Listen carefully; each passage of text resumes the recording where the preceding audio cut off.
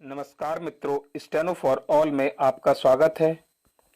हम आपको उच्च गति अभ्यास रामधारी गुप्ता की किताब से 80 शब्द प्रति मिनट डिक्टेशन उपलब्ध कराने जा रहे हैं। प्रतिलेखन संख्या 1/2। तैयार रहें। Ready, start. सभापति महोदय, मैं रक्षा मंत्रालय की मांगों का समर्थन करने के लिए खड़ा हुआ हूं। वर्तमान घटनाओं से पता चलता है कि संसार का हर देश अपनी सुरक्षा के बारे में चिंतित है और उसके लिए हर प्रयत्न कर रहा है। इस दृष्टि से अन्य देशों की तरह हमारे देश में भी रक्षा मंत्रालय का महत्व है। मुझे इस बात की खुशी है कि जहां अन्य मंत्रालयों की उनके पिछले साल के कामों के बारे में काफी आलोचना हुई है, वहां इस मंत्रालय की कम आलोचना हुई है। इससे पता चलता है कि इस मंत्रालय ने पिछले साल अच्छा काम किया है। मोटे तौर पर किसी भी देश की सुरक्षा नीति का लक्ष्य यह होता है कि दूसरे देशों, खास तौर से पड़ोसी देशों के साथ मित्रता के संबंध स्थापित हों और हम एक दूसरे के मामलों में हस्तक्षेप न करें। लेकिन उसके साथ यह भी जरूरी होता है कि हम अपने देश की सीमाओं और अखंडता की रक्षा करें। इसलिए हमारे देश का यह कर्तव्य हो जाता है कि हम अपने पड़ोसियों के कार्यों पर पूरी नजर रखें, क्योंकि आज तक हमारे देश पर जो संकट आए वे हमारे पड़ोसियों से आए हैं। 1965 में पाकिस्तान के साथ जो लड़ाई हुई और उसके बाद ताशकंद में जो समझौता हुआ वह सिर्फ कागज पर ही रहा। पाकिस्तान ने उस पर कोई अमल नहीं किया। इस दृष्टि से बहुत जरूरी है कि हम अपने देश की सुरक्षा की हर तरह से व्यवस्था करें। हमारा उद्देश्य दूसरों पर आक्रमण करना नहीं है, लेकिन यदि हम पर कोई आक्रमण करे तो हम में इतनी शक्ति अवश्य ही होनी चाहिए कि हम उसका डटकर सामना कर सकें।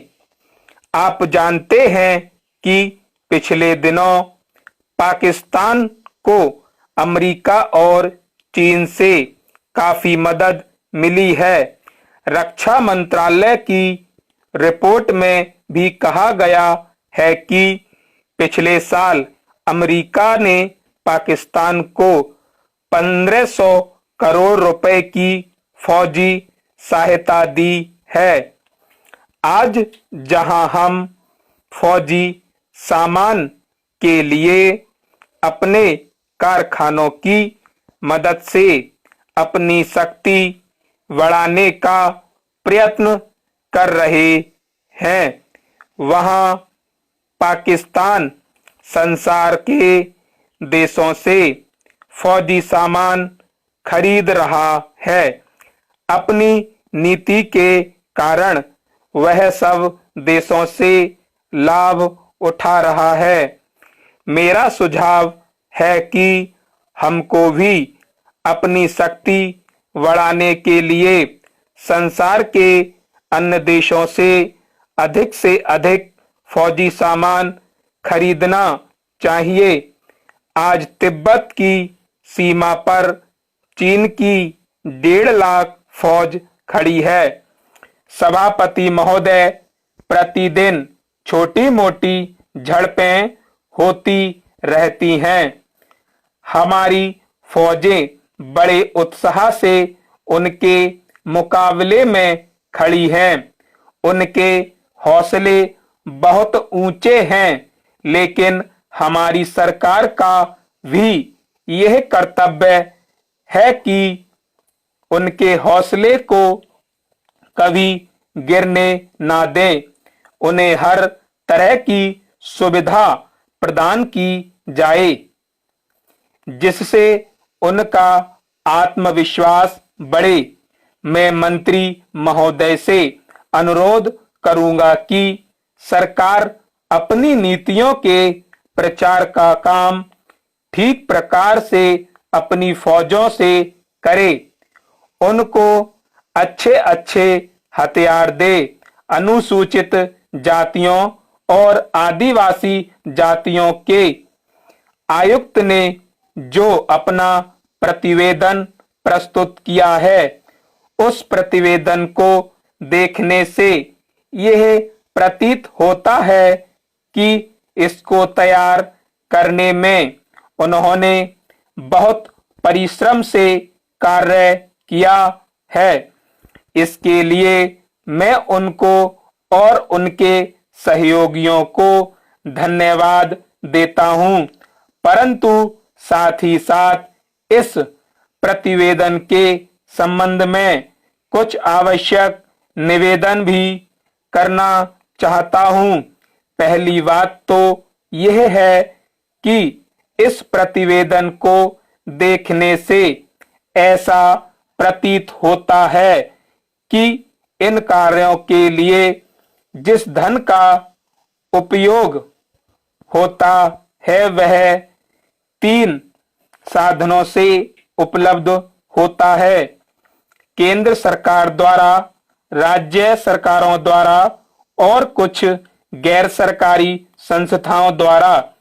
प्रतिवेदन के अनुसार जितना धन इन कार्यों पर व्यय करने के लिए दिया जाता है, उतना धन पूरी तरह से व्यय नहीं हो पाता। मैं यह नहीं कह सकता कि आवश्यकता से अधिक धन दिया जाता है या कार्यकर्ताओं को वह धन प्राप्त ही नहीं होता, जिसके कारण से वह बिना खर्च हुए बच जाता है। मैं तो यह चाहता हूं कि जितना धन दिया जाता है उसका पूरा उपयोग हो और आयुक्त को ये ना कहना पड़े कि इस कार्य के लिए जितने धन की आवश्यकता थी उतना धन नहीं मिल पाया और विवश होकर हमको उस कार्य को बीच में ही रोकना पड़ा। जहां तक राज्य सरकारों का संबंध है, बहुत सी राज्य सरकारें अभी तक इस कार्य में असावधानी से काम ले रही हैं और इस कार्य को उपेक्षा की दृष्टि से देखती हैं। आयुक्त ने इस बात की शिकायत की है कि बहुत सी राज्य सरकारों ने अनेक पत्र भेजने के बाद भी अभी तक अपनी रिपोर्ट नहीं भेजी है। मैं चाहता हूं कि सरकार इस तरफ निष्ठापूर्वक ध्यान दे। राज्य सरकारों पर दबाव डाला जाए कि वे इस दायित्व के प्रति सचेत हों और आयुक्त को उनके कार्य में पूरा पूरा सहयोग प्रदान करें। सभापति महोदय, किसानों की उपज की आप ना अधिक कीमत दे सकते हैं, ना अधिक उपजाने के लिए जो साधन देश में उपलब्ध हैं। स्टॉप ब्राह्म। डिक्टेशन लिखने के बाद अनुवाद अवश्य करें।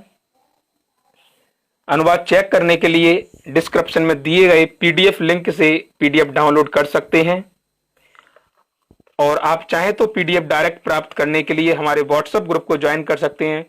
उसका व्हाट्सएप ग्रुप का लिंक डिस्क्रिप्शन में दिया गया है। धन्यवाद।